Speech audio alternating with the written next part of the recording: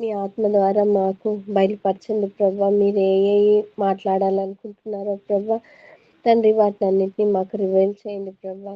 ఇదిగో ప్రభా, చేరొచ్చిన ప్రతి సిస్టర్ని బట్టి వందనాలు, స్తోత్రాలు ప్రభా. ఇంకా ఎవరైతే రా రాలేకుండా ఉన్నారో ప్రభా తండ్రి, మరి వారు కూడా జాయిన్ అవటం కానీ త్వరగా మీరే సహాయం చేయండి ప్రభా. అదేవిధంగా నాయన నన్ను కూడా తండ్రి మీ దగ్గర హస్తాలు కప్పి చెప్తున్నాను ప్రభా. రిక్తురాల్ని తండ్రి, అర్హురాల్ని కాదు ప్రభా తండ్రి. అయినప్పటికీ తండ్రి, మీరు ఇచ్చిన ఈ భాగ్యాన్ని బట్టి వందనాలు, స్తోత్రాలు. నన్ను నీ సిలువ చాటును మరుగుపరిచి తండ్రి నా నోటిలోని జీవపు మాటలుంచి నా ద్వారా మా ద్వారా మీరే మహిమ పొందమని కోరుకుంటూ మా అందరినీ తండ్రి మీ దయగల హస్తాలకు అప్పచెప్పుకుంటూ చిన్న ప్రార్థన త్వరలో రానేంటున్న మన ప్రభువును రక్షకుడైన యేసయ్య నామంలో అడిగి వేడుకుంటున్నాను తండ్రి, ఆమేన్. Praise the Lord. అందరికీ గుడ్ ఈవినింగ్. మరి నేను సిస్టర్స్ మీటింగ్లో ఏమి మరి తీసుకోవాలి అని నేను ప్రార్థన చేస్తున్నప్పుడు దేవుడు నాకు ఓల్డ్ టెస్టిమెంట్లో పాత నిబంధనలో ఒక ధైర్యం కలిగిన స్త్రీ గురించి చెప్పడానికి లీడింగ్ ఇచ్చారు. సో ఆ స్త్రీ గురించి చెప్పే ముందు కొంచెం introduction I just want to share to all of you. కొంచెం ఇంట్రడక్షన్ అంటే నేను ఎక్కడ తీసుకున్నాను, ఎట్లా మరి ఆమె గురించి చెప్పడము ఏంటి అనేది నేను కొంచెం హిస్టరీ గురించి, బ్యాక్గ్రౌండ్ గురించి చెప్తాను. తర్వాత మనము బైబిల్ స్టడీలోకి వెళ్దాము. సో ఇది మరి మనం చూసినట్లయితే పాత నిబంధనలో కూడా ఎంతోమంది ధైర్యం కలిగిన స్త్రీలు ఉన్నారు. మరి దేవుడి కోసం నిలబడిన స్త్రీలు ఉన్నారు. మరి వారిని కాపాడుకున్న స్త్రీలు ఉన్నారు. మళ్ళీ వారి ద్వారా అనేక జనరేషన్స్ని కాపాడిన వాళ్ళు ఉన్నారు.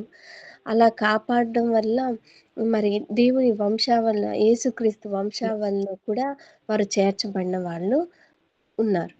తను తాను కాపాడుకొని మరి యేసుక్రీస్తు ప్రభు వారి వంశావళిలో చేరిన రాహాబును మనం చూస్తాం. అదేవిధంగా మరి తనే కాకుండా మరి తనతో మరి అందరిని తన ద్వారా జీనియాలజీని తీసుకొచ్చిన రూతును మనం చూస్తాం. ఇట్లా ప్రతి ఒక్కరూ కూడా ఆయా రోల్స్లో నమ్మకమైన వారిగా ఉంటూ స్టాండ్ తీసుకున్నట్లు మనం చూస్తుంటాం. అలానే పాత నిబంధనలో రాజులు ఏలే కాలంలో ఒక స్త్రీ ఉంటుంది.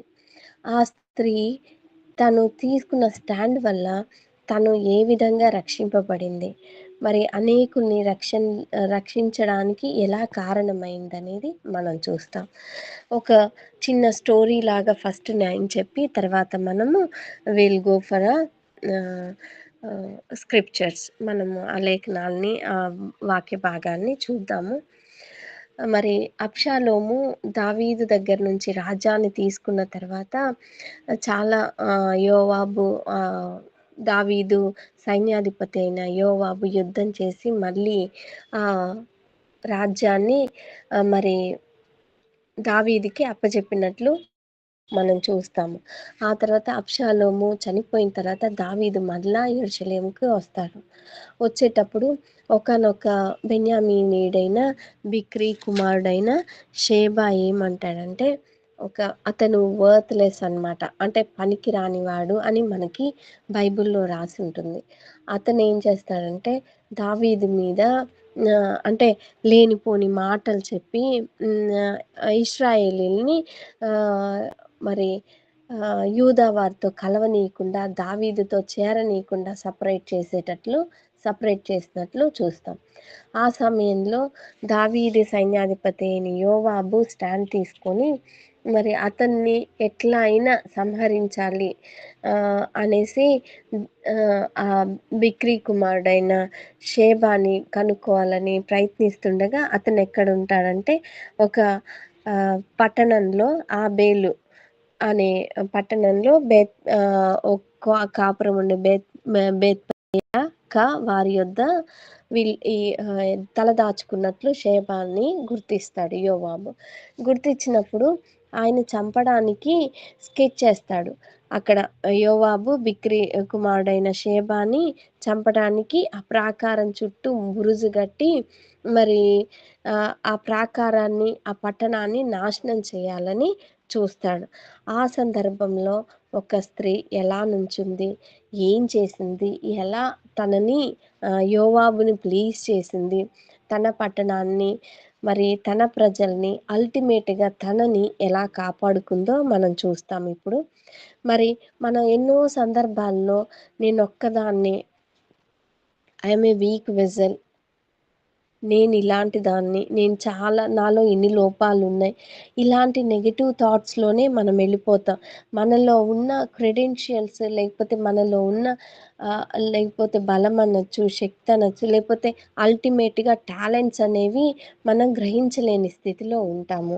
కానీ మనకి దేవుడిచ్చిన టాలెంట్స్ ఏంటి అని మనము గ్రహిస్తే మనం we can do, one only we can do great things. మనం ఉమెన్ అయినప్పటికీ, మనం ఒక్కళ్ళమే ఉన్నప్పటికీ, సింగిల్ అయినప్పటికీ, ఉమెన్ అయినప్పటికీ మనము నిలబడితే, మన యొక్క టాలెంట్స్ని బట్టి, దేవుడిచ్చిన టాలెంట్స్ని బట్టి మనం నిలబడితే చాలా గొప్ప కార్యాలు మనం చేయగలుగుతాం. కానీ మనం ఏంటంటే మన మీద మనకే నమ్మకం లేని స్థితిలో ఉంటాము.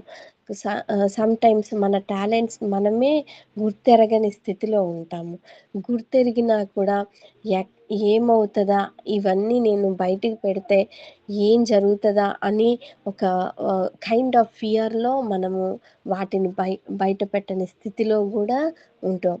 కానీ ఎప్పుడైతే మనము ఆ స్టెప్ని ఓవర్కమ్ చేస్తామో we can see great miracles in our life.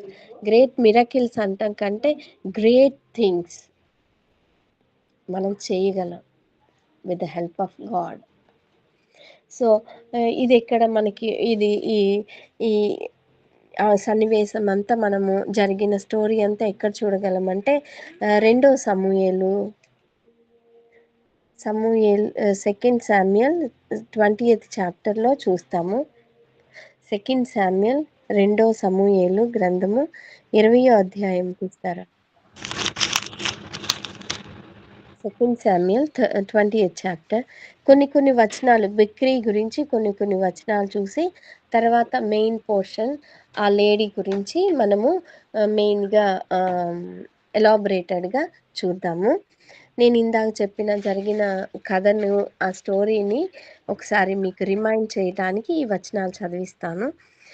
20th chapter 1st verse ఎవరైనా చదివి హెల్ప్ చేస్తారండి? బెన్యామీనీయుడగు బిక్రీ కుమారుడైన షేబాయను పనికిమాలిన వాడొకడు అచ్చట నుండెను. వాడు దావీదునందు మనకు భాగం లేదు, యెషయి కుమారుని యందు మనకు స్వాస్థ్యము ఎంత మాత్రమును లేదు. ఇశ్రాయేలు వారలారా, మీరందరూ మీ మీ గుడారములకు పొండని బాకా ఊది ప్రకటన చేయగా, సెకండ్ వర్స్ కూడా చదువు. ఇశ్రాయేలు వారందరూ దావీదును విడిచి బిక్రీ కుమారుడైన షేబాను వెంబడించిరి. అయితే యోర్దాను నది నుండి యెరూషలేము వరకు యూదావారు రాజును హత్తుకొనిరి. ఓకే అక్క, థ్యాంక్ యూ అక్క. మరి ఇక్కడ మనము ఆ బిక్రీ కుమారుడైన షేబా అనే ఒక వర్త్లెస్, దేనికి పనికిరాని ఒక పర్సన్ని మనం చూస్తాం. ఇతను ఒక బెన్యామీయుడు. అతని తండ్రి పేరు ఏంటంటే బిక్రీ. ఓకే, అతని పేరేంటంటే షేబా.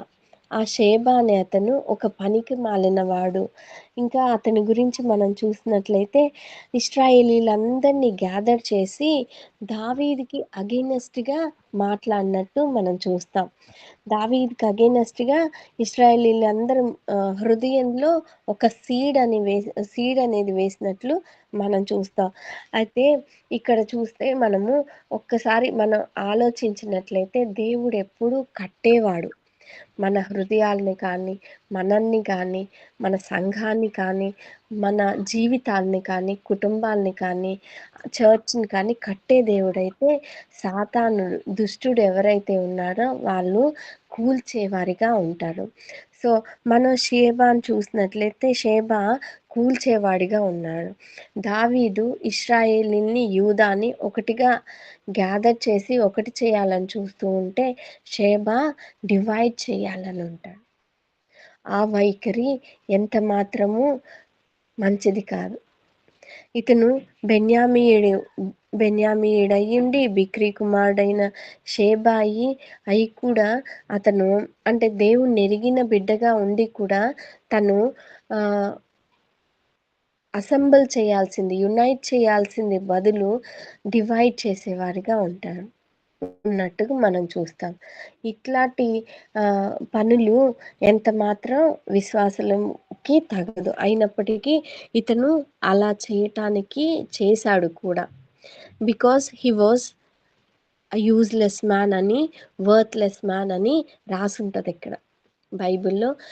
అతను దేనికి పనికిరాని వ్యక్తి కాబట్టి, తను పని చేయట్లేదు కాబట్టి ఏ పని తోచక ఇలాంటి గొడవలు పెట్టడం, ఇలాంటి డివిజన్స్ తీసుకురావటం అలా చేస్తున్నాడు.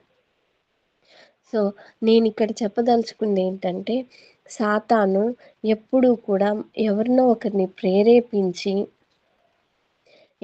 అలానో మరి డివైడ్ చేయాలని చూస్తూ ఉంటారు. కానీ దేవుడెప్పుడు మన దేవుడు కృపగల దేవుడు, కట్టే దేవుడుగా ఉన్నాడు. అసెంబుల్ చేసేవారిగా ఉన్నాడనమాట. ఇలా చెప్పిన షేబా ఏం చేస్తాడంటే ఆ తర్వాత ఇలా దావీదుకి వ్యతిరేకంగా మాట్లాడి ఇశ్రాయేలీలందరిని తన వైపు తిప్పుకున్న తర్వాత ఏం చేస్తాడంటే తను చేసింది తప్పని తెలుసుకొని ఒక దగ్గరికి వెళ్ళి దాక్కుంటారు. ఆ ప్లేస్ ఏంటి, ఎక్కడ అనేది 20వ అధ్యాయము 14వ వచనంలో చూస్తాము. ఒకసారి ఎవరైనా సార్.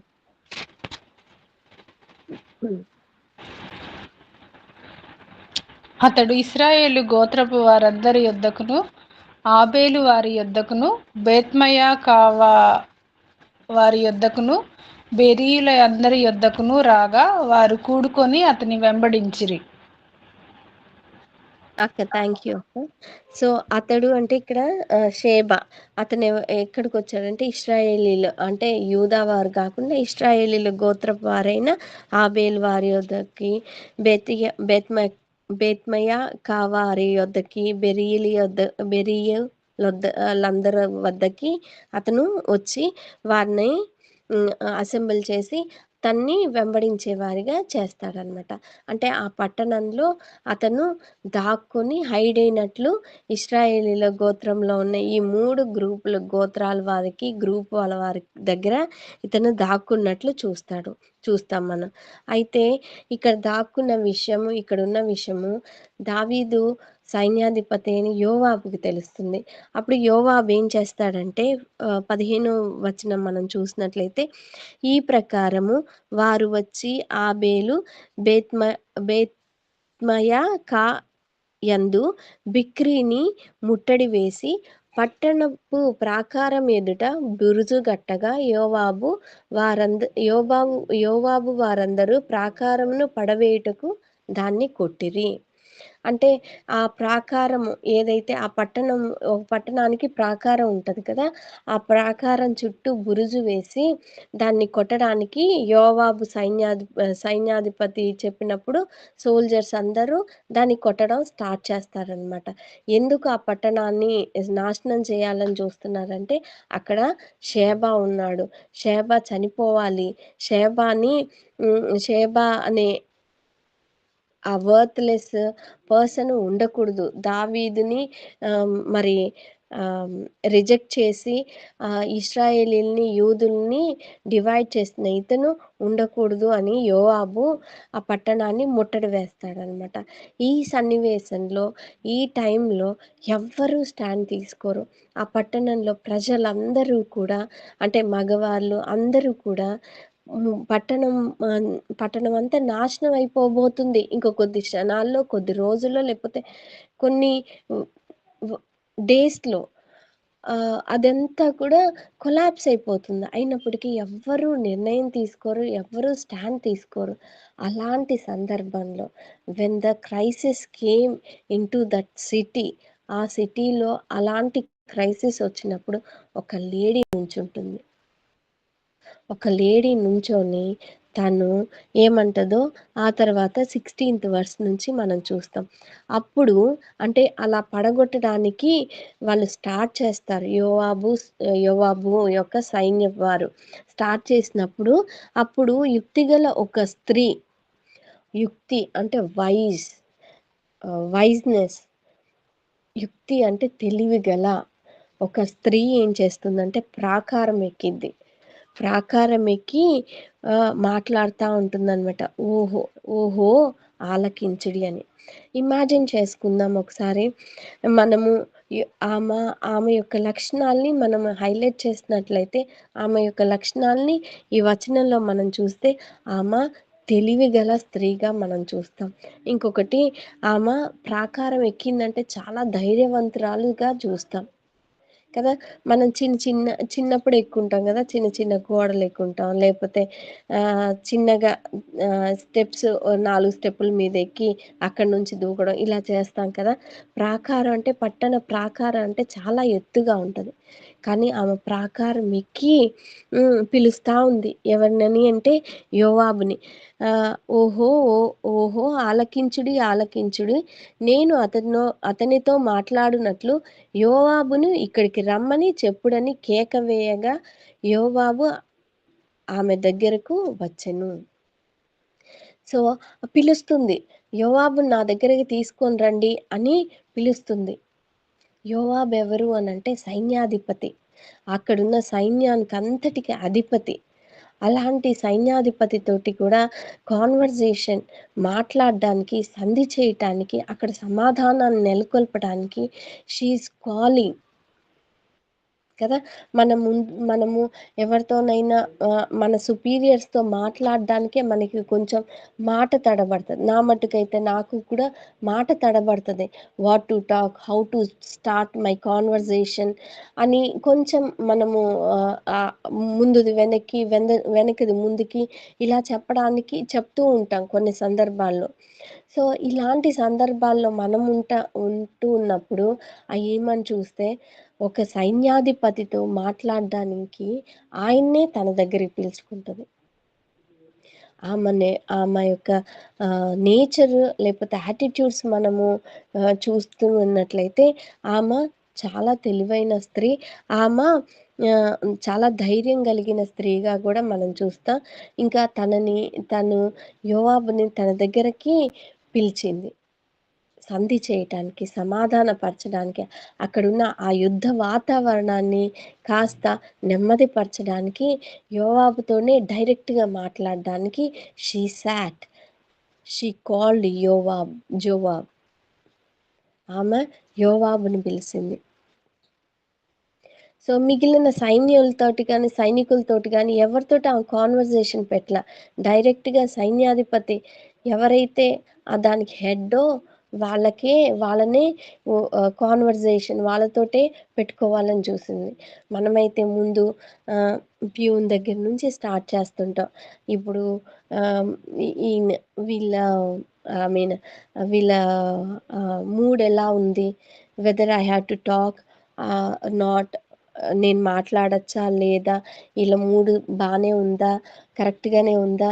నేనిప్పుడెళ్ళి మాట్లాడితే will he accept my appeal, అంటే నేను పెట్టిన రిక్వెస్ట్ వాళ్ళు యాక్సెప్ట్ చేస్తారా? ఇలా మనము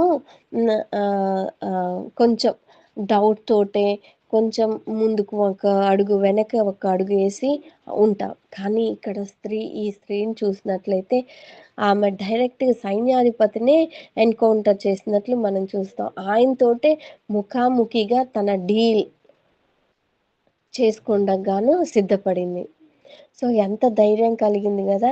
ఒక స్త్రీ, ఒక పట్టణంలో ఒక స్త్రీని మాత్రమే నిల్చుంది కదా! ఇప్పుడు మన ఒంగోలు టౌన్, సిటీ కూడా కాదు. ఒంగోలు టౌన్. కదా! అలా మనం తీసుకున్నట్లయితే మనము ఎంతవరకు మనము స్టాండ్ తీసుకోగలము, ఏదైనా క్రైసిస్ వచ్చినప్పుడు, ఏదైనా మనము ఆ ట్రబుల్స్ ఫేస్ చేసినప్పుడు, ఆర్ వి టేకింగ్ స్టాండ్? మనం ఆ స్టాండ్ తీసుకోవడానికి రెడీగా ఉన్నామా? అమ్మో! నేనొక్కదాన్నే, నేను ఆ అమ్మాయిని, లేకపోతే నేను వుమెన్‌ని, I don't have that courage, I don't have that wiseness, నా దగ్గర అంత తెలివి లేదు, నా దగ్గర అంత ధైర్యం లేదు, నేను మాట్లాడలేను అని మనము వెనక్కెళ్తున్నామా అనేది ఒకసారి మనము మన గురించి మనము ఆలోచించుకోవాలి. నెక్స్ట్ మనం చూసినట్లయితే యోవాబుతోటి ఎన్కౌంటర్ చేయబడ్డం. అంటే తనతోటి మాట్లాడేటప్పుడు ఎంత నేర్పుగా తను మాట్లాడుతదంటే 17th వర్స్‌లో యోవాబు యోవాబుని పిలవండి నేను మాట్లాడతా అన్నప్పుడు యోవాబు తన దగ్గరికొస్తాడు. తన దగ్గరికొచ్చినప్పుడు ఆమె చెప్తదనమాట 17th వర్స్‌లో. అంతటా ఆమె యోవాబువు నీవేనా అని అతన్నడగా అతడు నేనే అనెను. అందుకామె నీ దాసురాలనగు నేను నీతో మాటలాడుదునా అని అడుగగా అతడు మాటలాడవచ్చుననెను. చూడండి, తను దాసురాలు. యోవాబుని పిలవండి అనంటే అప్పటి వరకు తను సైన్యాధిపతి అయిన యోవాబుని చూడలేదు కూడా. తనకి తెలీదు కూడా. కానీ ఆ టైంలో యోవాబు వచ్చినప్పుడు తను రెస్పాండ్ అయిన విధానం మనం చూస్తే మరి ఎంత హంబుల్‌గా తను తాను తగ్గించుకుందంటే, దాసురాలు, సర్వెంట్, ఐయామ్ యువర్ సర్వెంట్, దాసురాలునగు నేను నీతో మాటలాడనా? She took a permission. నేను నీతో మాట్లాడొచ్చా? Grant me permission. I'm your servant. Please give me permission to talk అని అడుగుతుంది. అలా చాలా ఉమెన్‌గా మనల్ని మనం చెక్ చేసుకుంటే మన వర్డ్స్ అనేవి, are we pleasing others, are we hurting others? మనము ఇంకొకరితో మాట్లాడేటప్పుడు, కాన్వర్జేషన్ చేసేటప్పుడు, లేకపోతే మన పై అధికారితోటి మనము ఏదైనా ఒక కండిషన్ గురించో లేకపోతే దేని గురించో టాక్ వచ్చినప్పుడు మనం ఎలా స్మూత్‌గా దాన్ని హ్యాండిల్ చేస్తున్నాము, రఫ్ వర్డ్స్ లేకపోతే హార్డ్ వర్డ్స్ యూజ్ చేస్తున్నామనేది మనం ఒకసారి చెక్ చేసుకోవాలి. ఈమె చూస్తే చాలా తను తగ్గించుకుంది. సర్వెంట్‌లోకి దాసురాలునగు నేను అని అంటుంది. తర్వాత నీతో మాట్లాడొచ్చా అని తనొక రిక్వెస్ట్ చేస్తుంది కదా! మనం కూడా ఆహ్, ఆహ్, ఆ విధానంలో మరి మనం తగ్గించుకొని ఏదైనా క్రైసిస్ వచ్చినప్పుడు వాళ్ళైనా ఇలాంటి ప్రాబ్లమ్ క్రియేట్ చేసేది, ఎంతవరకు చేస్తారో చేయనీయండి అని అనలేదామె. సో, వేరేది అనలేదు కానీ తను వెళ్ళే విధానం చూస్తే చాలా తెలివిగా తను యోవాబుని అప్రోచ్ అయింది. తర్వాత యోవాబుతో కాన్వర్జేషన్ చేసే విషయంలో కూడా తను తన తగ్గింపును మనం చూస్తాం. తను చేసిన రిక్వెస్ట్‌ని మనం చూస్తాం. ఆ తర్వాత తన తన యొక్క పట్టణాన్ని గురించి కొంత ఇన్ఫర్మేషను తను షేర్ చేస్తుంది. 18th వర్స్‌లో మనం చూసినట్లయితే అంతటా ఆమె పూర్వకాలంన జనులు ఆబేలునందు సంగతి విచారింపవలెనని చెప్పుటకద్దు. అంటే అక్కడ ఏ సంగతి జరిగినా కూడా విచారిస్తారు. విచారించి అలాగున చేసి కార్యములు ముగించుచు వచ్చిరి అని అంటుంది. అంటే సమాధానంగానే ఆబేల్ నందు సమాధానంగానే విచారించి కార్యాలు ముగించేవాళ్ళు. అంతేగాని ఇలా పట్టణాన్ని ముట్టడి వేసి పట్టణాన్ని నాశనం చేయటం మాత్రం జరగలేదు ఎప్పుడు. పూర్వకాలం నుంచి ఇలానే జరుగుతుంది ఈ పట్టణంలో అని తన పట్టణం గురించి తను ఒక ఇన్ఫర్మేషన్ అయితే యోవాబుకి ఇస్తుందనమాట. తనున్న పట్టణం ఎలాంటిది అనేది తను చెప్తున్నట్లు మనం చూస్తాం. ఆ తర్వాత తను ఆ పట్టణాన్ని డిస్క్రైబ్ చేసిన తర్వాత తన మాటల్లో తను తన గురించి చెప్తుంది. అది మనం ఒకసారి చూద్దాము. 19th వర్స్‌లో మనం చూస్తే, నేను ఇశ్రాయేలునందు నిమ్మళస్తుల్లోనూ యథార్థవంతుల్లోనూ చేరికైన దానను. ఇష్రా అని చెప్తుందనమాట. మళ్ళొకసారి మనం చూస్తే, నేను ఇశ్రాయేలు నందు నిమ్మళస్తుల్లోనూ యథార్థవంతుల్లోనూ చేరికైన దానను. She was very quiet and calm and righteous. నిమ్మళస్తురాలు అనంటే సమాధానపరిచే వ్యక్తిత్వం కలిగిన ఆమె. ఆ తర్వాత యథార్థత, ఆమె దగ్గర యథార్థత ఉంది. సో ఇవన్నీ ఇంకొకరు తన గురించి చెప్పట్లేదు, కానీ తన గురించి తనే చెప్పుకుంటుంది.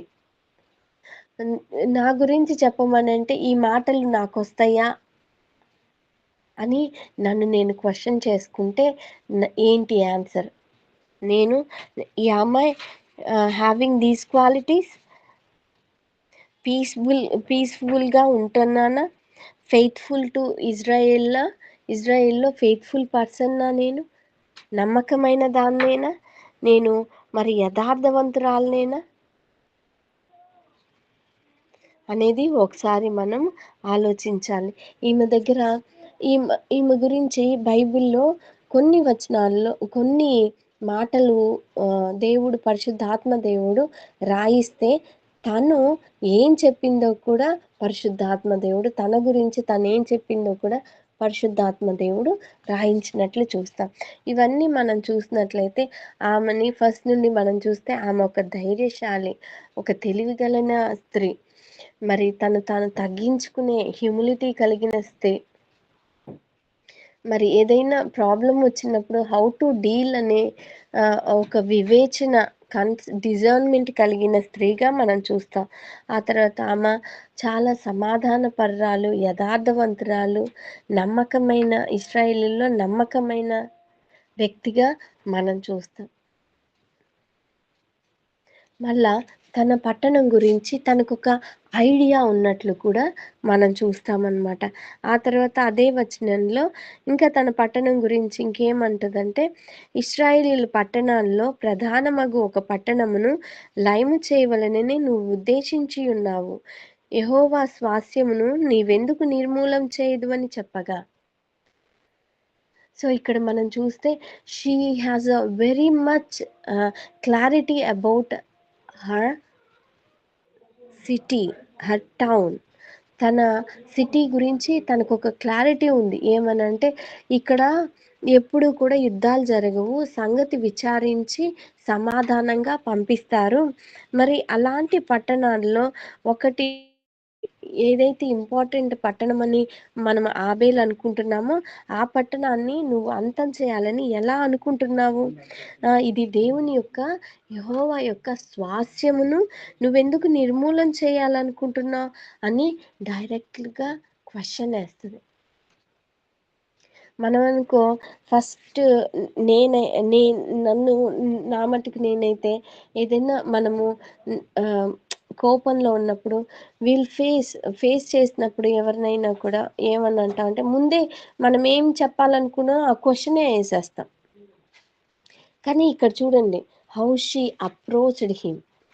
ఆమె ఆయన్ని అప్రోచ్ అయిన తర్వాత ఆమె గురించి, ఆ పట్టణాన్ని గురించి మంచిగా ఉన్నది ఉన్నట్టు చెప్పిన తర్వాత తను తర్వాత క్వెషన్ వేసినట్లు, ఎందుకు ఇలాంటి మంచి పట్టణాన్ని నువ్వు, యెహోవా స్వాస్యం కలిగిన పట్టణాన్ని నువ్వెందుకు నిర్మూలన చేయాలనుకుంటున్నావు అని డైరెక్ట్ క్వెషన్, రీజన్ అడుగుతుంది.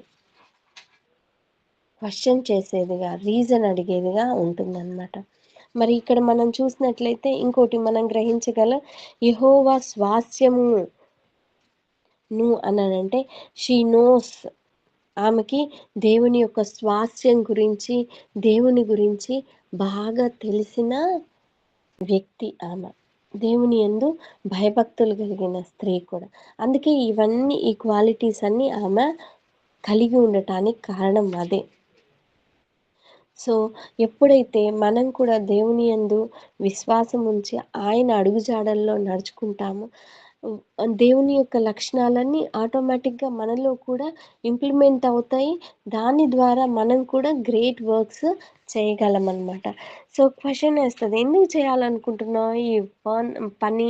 ఎందుకు లయం చేయాలనుకుంటున్నావు? ఎందుకు నాశనం చేయాలనుకుంటున్నావు? ఇంత గొప్ప పట్టణం, ఇంత చరిత్ర కలిగిన పట్టణం, ఇంత దేవుని స్వాస్యంగా ఉన్న పట్టణాన్ని ఎందుకు నువ్వు లయం చేయాలనుకుంటున్నావు యోవాబు అని అడుగుతుంది. క్వెషనేస్తుంది.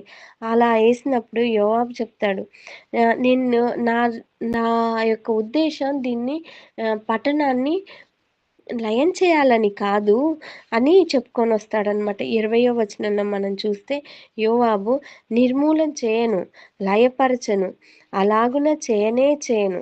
సంగతి కానే అది కానే కాదనట.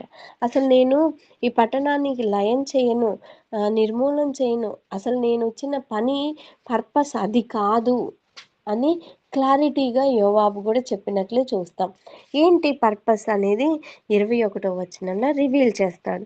ఏమననంటే, బిక్రీ కుమారుడగు షేబాను ఎఫ్రాయిము మన్యపు వాడు ఒకడు రాజైన దావీదు మీద ద్రోహం చేసి ఉన్నాడు. మీరు వానిని మాత్రం అప్పగించుడి, తోడనే నేను ఈ పట్టణాన్ని విడిచిపోవుదునని చెప్పగా, అమ్మ, నేను ఈ పట్టణాన్ని లయపరచడానికి కారణం ఏంటంటే, ఒక పనికిమాలినవాడు, ఒక ద్రోహి ఈ పట్టణంలో దాక్కున్నాడు. అతన్ని మీరు నాకు అప్పజెప్పితే నేను ఈ పట్టణాన్ని విడిచి, మీరు అప్పచెప్పిన వెంటనే నేను ఈ పట్టణాన్ని విడిచి వెళ్ళిపోతాను. నేనేమి నాశనం చేయను. నా purpose of my purpose of destroying this city is in order to destroy Sheba అనేసి అంటాడు. ఆ పట్టణంలో నుంచి షేబా ఎప్పటికీ బయటికి రాడు. ఎందుకంటే ఆ పట్టణంలోనే అతనికి సెక్యూరిటీ ఉంది కాబట్టి. అందుకని ఆ పట్టణాన్ని లయపరిస్తే షేబా గూడా చనిపోతాడు అన్న కారణంతోటి యోవాబు పట్టణాన్ని లయపరుస్తున్నప్పుడు ఈ స్త్రీ వచ్చి నిలబడి ఇదంతా చెప్పినప్పుడు యోవాబు తనకి వివరించి చెప్తాడు. చెప్పినప్పుడు ఆమె యోవాబుతో ఇలా అంటుంది. 21 చివర్లో మనం చూస్తే, ఆమె యోవాబుతో, చిత్తము, వాని తల ప్రాకారం పైనుండి పడవేయబడునని చెప్పి పోతుంది. ఇక్కడ మనం చూస్తే ఎంత కాన్ఫిడెన్స్‌గా చెప్తుంది. నువ్వు దానికోసం వచ్చావా? సరే పో. నేను అతని తలని మరి ప్రాకారంలో పైనుంచి పడిపోతది. నీకిస్తాను. ఆయన తలని ఛేదించి అతన్ని చంపి అతని తలని నీకిస్తాను. మరి నువ్వు ఈ పట్టణాన్ని మాత్రం ఏం చెయ్యొద్దు అని చెప్తది. అని పోతది. ఎక్కడికి పోతుందంటే తన పట్టణంలోకి పోతుంది. తన పట్టణంలోకి పోయి పెద్దల్ని సమకూరుస్తుంది. కూర్చి తను ఏదైతే సంధి మాటలు, ఏదైతే సమాధానపరిచే మాటలు, రికన్సైల్ వర్డ్స్ యోవాబుతో మాట్లాడిందో, అసలు ఈ పట్టణాన్ని లయపరచడానికి కారణం ఏంటో వారితో చెప్పి, వాన్ని యాక్సెప్టబుల్‌గా చేసి, షేబా తలను తెచ్చి యోవాబు దగ్గర పడేసినట్లు చూస్తాం. కింద వచనాల్లో మనం చూసినట్లయితే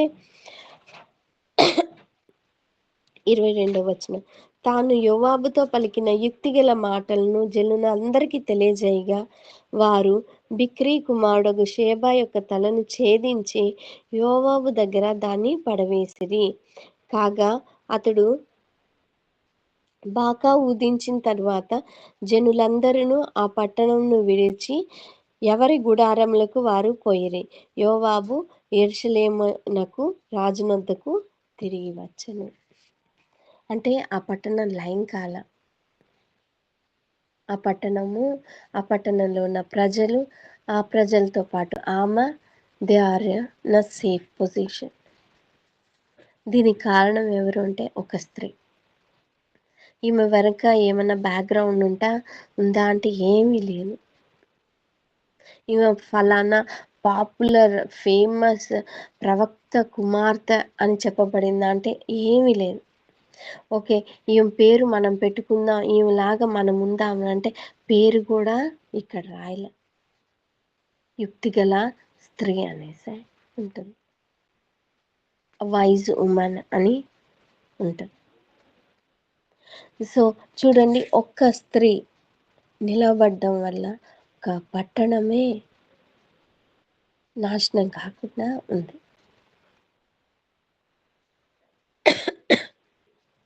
అది దేవుని యొక్క బిడ్డ. ఆమె యేసుక్రీస్తు దేవుణ్ణి వెంబడించిన బిడ్డగా మనం చూస్తాం. ఆమె దేవుని ధర్మశాస్త్రం అనుసరించిన బిడ్డగా మనం చూస్తాం. సో సామెతల్లో ఉంటుంది, నెనరు గల స్త్రీ ఘనత పొందును. సో ఈమె అలా ఘనత పొందడానికి ఫస్ట్ కారణం ఏంటంటే, తను దేవుని యందు భయభక్తులు కలిగింది, దేవుని అనుసరించింది. యథార్థవంతురాలు, నిమ్మలస్తుల్లో చేరికైనది. మరి ఇవన్నీ కూడా వీటన్నిటి వెనక దేవుని యందు తను ఉంచిన విశ్వాసం దేవుని పట్టణాన్ని కాపాడింది. ఇన్ఫ్యాక్ట్ మనం చూస్తే దేవుని స్వాస్థ్యాన్ని కాపాడగలిగింది తను.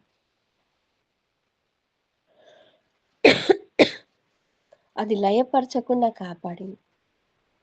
సో మనం కూడా చాలా సందర్భాల్లో నేను కూడా వీకెన్ అయిపోతూ ఉంటాము.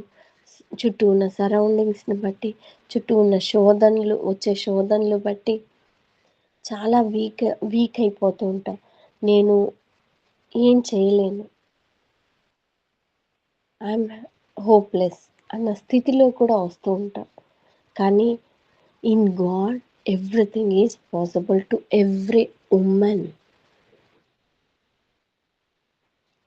మనం నిలబడితే మన వెనక దేవుడు ఉంటాడు. దేవుడు తన ఏంజల్స్ని నుంచోబెడతాడు. But we can't believe that one. మనం అది నమ్మతే మన ద్వారా దేవుడు శూర కార్యాలు జరిగిస్తాడు, గొప్ప కార్యాలు జరిగిస్తాడు. చూడండి, అసలు ఈమె ఎంత తెలివిగా తన్ను కాపాడుకుంది. మనం మరి ఈ కాపాడుకుండం అనేది, రక్షించబడడం అనేది మనం చూస్తే, నోవాహు తన కుటుంబాన్ని ఓడలోకి ఎక్కించి రక్షిస్తాడు. ఇక్కడ ఒక స్త్రీ తనతో పాటు తన పట్టణ ప్రజలందరినీ కూడా రక్షిస్తుంది. By taking a stand. ఆమె తీసుకున్న స్టాండ్, దేవుని కోసం నిలబడింది. What ever the circumstances. సైన్యాధిపతి దగ్గర నుంచోవటం అంటే సామాన్యమా? ఆ ముందు మనం చూస్తాం, అతను చాలా రోషం కలిగిన సైన్యాధిపతి. దావీదు కోసం ఏమైనా చేయగలిగే సైన్యాధిపతి అన్నమాట. అలాంటి యోవాబు దగ్గర నుంచొని మాట్లాడి సంధి చేసి సమాధానపరిచి పట్టణాన్ని కాపాడుకుంది. మరి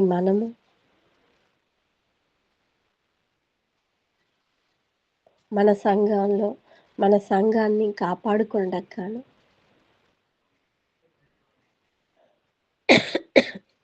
ఈమె పట్టణం గురించి మనం ఆలోచిస్తున్నాం.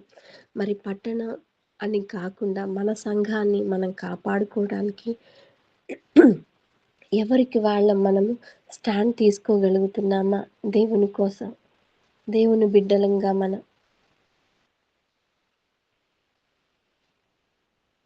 ఆ కరేజియస్, వైజ్నెస్, ఆ బోల్డ్నెస్, ఆ రైచియస్నెస్, ఆ ఫెయిత్ఫుల్నెస్, మనలో ఆ లక్షణాలు మనము కలిగి ఉంటున్నామా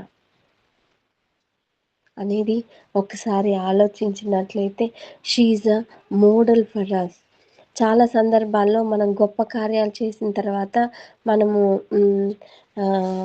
ఎవరిది చేశారని అంటే, నేను చేశాను, సుజన అని పేరు అనేసి పేరు కోసం కూడా చాలా సందర్భాల్లో మనము తాపత్రయపడతాం.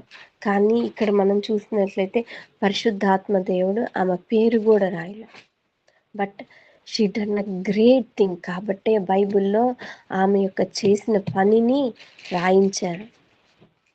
ఆమెకి టైటిల్ కూడా యుక్తిగల స్త్రీ అని పెట్టారు. మరి what about me and you?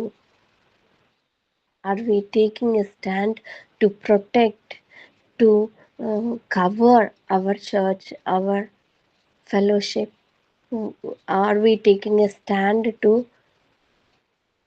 prosper our church అనేది ఒకసారి ఆలోచిద్దాం.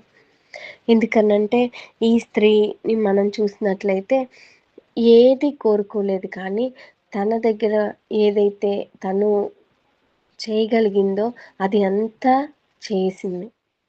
మరి ఇంకొక విషయం మనం ఇక్కడ చూస్తే యోవాబుతో తన పలికిన మాటలన్నీ ఆ జనులకు చెప్పినప్పుడు ఆ జనులు కూడా, ఆ పట్టణ జనులు కూడా ఆమె మాట నమ్మారు. ఆమె ఇది చేద్దాం, నేను ఇది చేస్తానని యోవాబు చెప్పాను అని అంటే వాళ్ళు అది చేసేసారు అంతే. There is no more second thought, second word అనమాట. అంటే అలా కాదు, ఇలా చేస్తే బాగుండు కదా, చంపడం ఎందుకు, ఖైదీకి ఇస్తే ఏం లేదు, నేను చంపేసి తలిస్తానని చెప్పాను అంటే సరే వి విల్ డూ ఇట్ అనేసి వాళ్ళు చేశారు అలానే. అంటే దీన్ని బట్టి చూస్తే ఆమె ఆ పట్టణంలో ఎంత నమ్మకమైన మంచి పేరు కలిగిన అమ్మాయిగా, లేకపోతే ఆమెగా మనం చూస్తాం. ఆమె మాటకి అంత వాల్యూ కలిగి ఉన్న ఆమెగా మనం చూస్తాము ఇక్కడ. సో మనకి మన మాటకి ఎప్పుడు వాల్యూ వస్తుందంటే మనలో దేవుడు ఉన్నప్పుడు, మనలో యేసయ్య ఉన్నప్పుడు, మన యేసయ్య మనలో ఉన్నప్పుడు, ఆయన వాక్యం మనలో ఉన్నప్పుడు మనలో వాల్యూ వస్తుంది.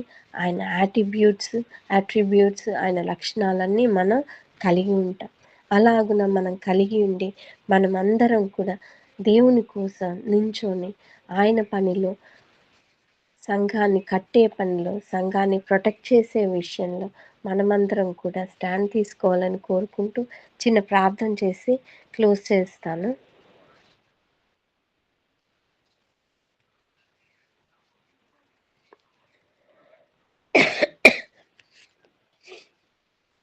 మా ప్రియ పరలోకపు తండ్రి, అత్యున్నత సింహాసనం మీద ఆసీనుడవై మా ప్రతి మాట, ప్రతి తండ్రి, ప్రతి ఆలోచన, ప్రతి ఒక్క కదలికని మీరు గ్రహిస్తున్న దేవుడవు ప్రభా. ఇదిగో ప్రభా, ఈ సాయంత్రం సమయంలో మీరు మాకు ఇచ్చిన ఈ శ్రేష్టమైన సమయాన్ని బట్టి వందనాలు, స్తోత్రాలు ప్రభా. నిజమే ప్రభా. మరి ఆ పట్టణంలో పాపం కలిగిన వ్యక్తి, షేబా అనే వ్యక్తి ఉన్నాడు అని తెలిసినప్పుడు ఆ స్త్రీ తండ్రి స్టాండ్ తీసుకొని తండ్రి నాయన తన యోవాబు దగ్గర నుంచున్నది ప్రభా. మరి యోవాబు దగ్గర నుంచోటంటే సామాన్యం కాదు ప్రభా. మరి తను జీవింప చేయగలడు, లేకపోతే చంపేయగలడు ప్రభా.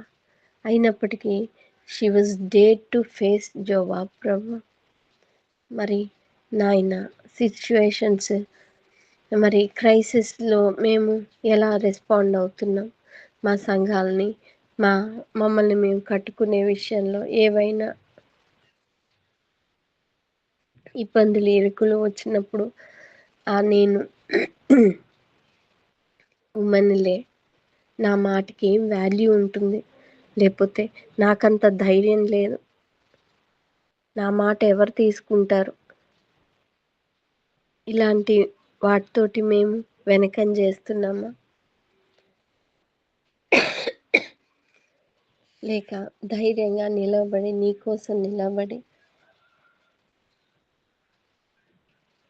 నీ స్వాస్థ్యాన్ని కాపాడిన ఆ యుక్తిగల స్త్రీలాగా మేము ఉంటున్నామా అనేది ఒకసారి ఆలోచించి ఇకనైనా మేము అలా ఉండటం గాను మీరే సహాయం చేయండి.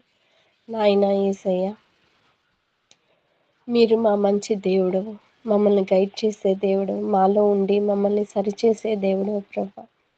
ఎవరికి వాళ్ళం ఇంట్రాస్పెక్ట్ చేసుకుంటాం కానీ మీరే మాకు సహాయం చేయండి. మీ కృపను మాకు దయచేయండి ప్రభా. నా మట్టుకైతే నేను చాలా సందర్భాల్లో వీక్ అవుతాను ప్రభా. అయినప్పటికీ ప్రభా, మీ వాక్యం ద్వారా నన్ను మమ్మల్ని బలపరచండి. నీ వాక్యమే జీవం. నీ వాక్యం తండ్రి లో వెలుగుంది ప్రభా. అది మమ్మల్ని నడిపిస్తుంది ప్రభా. ఈ యుక్తిగల స్త్రీ ప్రభా ఆ వెలుగులో నడిచి తన పట్టణాన్ని కాపాడుకుంది. జీవంలో నీ వాక్య వెలుగులో జీవాన్ని తీసుకొచ్చింది ప్రభా. అలా మేము ఉండుటెక్కాను సహాయం చేయండి, కృప చూపించండి నాయన. ఏది ఏమైనప్పటికీ తండ్రి మా ద్వారా మీరే మహిమ పొందాలి ప్రభా. సమస్త మహిమ ఘనత ప్రభావాలు మీకే ఆరోపించాలి ప్రభా. ఏ ఒక్కరు తండ్రి నీ నామాన్ని తండ్రి నీ నీ మహిమని ప్రత్యేకంగా దొంగిలించే వారిగా ఉండకుండా ప్రభా, మేమేది చేసినప్పటికీ సమస్తము నీ మహిమార్థమై చేయటం గాను మీరే కృప చూపించండి. ఇదిగో ప్రభా,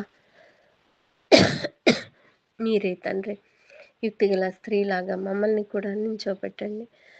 క్రైసిస్లో తండ్రి మేము స్టాండ్ తీసుకుంటాం గాను తండ్రి కృప చూపించండి, సహాయం చేయండి. మాలో ఉన్న వీక్నెస్లను కాకుండా మాలో ఉన్న టాలెంట్స్ని మేము గుర్తెరగటకు గాను సహాయం చేయండి. గొప్ప దేవ, మా అందరినీ మీరు ప్రేమిస్తున్నారు. మా అందరికీ మీరు టాలెంట్స్ ఇచ్చారు. మా అందరినీ తండ్రి మీరు వాడుకోవడానికి ఇష్టపడుతున్నారు ప్రభా. అది మేము గుర్తెరిగి దాని ప్రకారం జీవించి మిమ్మల్ని ఘనపరిచే వారిగా ఉండటకు గాను సహాయం చేయమని కోరుకుంటూ సమస్తము నీ దయగల హస్తాలకు అప్పచెప్పుకుంటూ సమస్త మహిమ ఘనత ప్రభావాలు నీకే ఆరోపిస్తూ చిన్న ప్రార్థన. త్వరలో రానంటున్న మన ప్రభువును రక్షకుడైన యేసయ్య అతి శ్రేష్టమైన ఉన్నతమైన పరిశుద్ధమైన నామంలో అడిగి వేడుకుంటున్నాను తండ్రి, ఆమేన్. Thank you. సారీ 10 minutes కొంచెం లేట్ అయింది, sorry. Thank you all. Praise the lord.